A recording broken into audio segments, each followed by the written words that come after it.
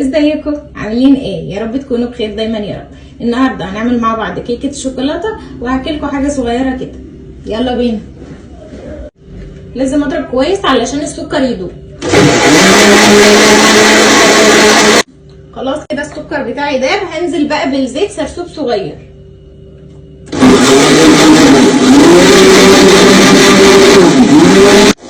بس خلاص احنا كده خلصنا والقوام بتاعي بقى مظبوط. بصوا القوام بتاعه بيبقى تقيل ما بيبقاش خفيف. هوريكم دلوقتي وانا بنزل في البول. بصوا بسم الله. واحنا بنشتغل بقى هحكي لكم القصه اللي انا قلت لكم عليها.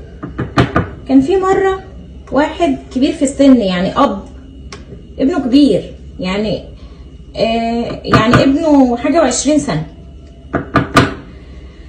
فالاب ده وابنه كانوا قاعدين في الصاله، ففجاه الجرس بتاع الباب رن، فابنه قام علشان يفتح.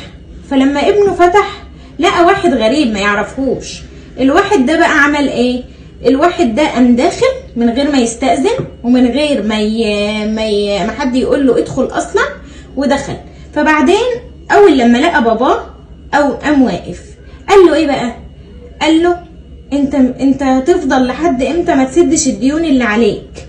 خلاص انا صبرت عليك كتير وصبري نفس.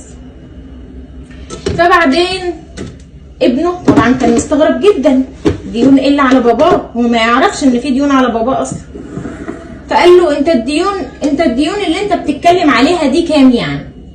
قام قايل له الديون دي 90,000 ريال.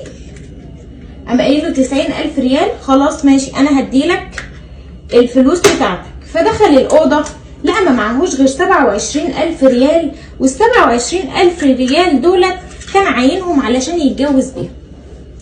فبعدين قام جايب ال27,000 ريال وقام مديهم له وقال له خلي دول معاك وانا هجيب لك باقي الفلوس. فالاب طبعا كان متضايق جدا، ولا وما تاخدش منه الفلوس، دي فلوس جوازه وانا هبقى سدك ومش عارفه ايه والكلام ده. فالراجل طبعا مرضاش ان هو يرجع له الفلوس وخد الفلوس ومشي. فالاب اتأثر جدا ان هو خد فلوس جواز ابنه وان ابنه دفع له الفلوس دي. فطبعا قعد يدعي لابنه كتير وقال له انا قلبي راضي عنك، وقعد يدعي له كتير قوي. فتاني يوم وهو رايح الشغل، بعد ما راح الشغل قابل واحد صاحبه ما كانش شافه بقاله كتير قوي. صاحبه ده بقى قال له انا امبارح كنت قاعد مع رجل اعمال كبير، رجل الاعمال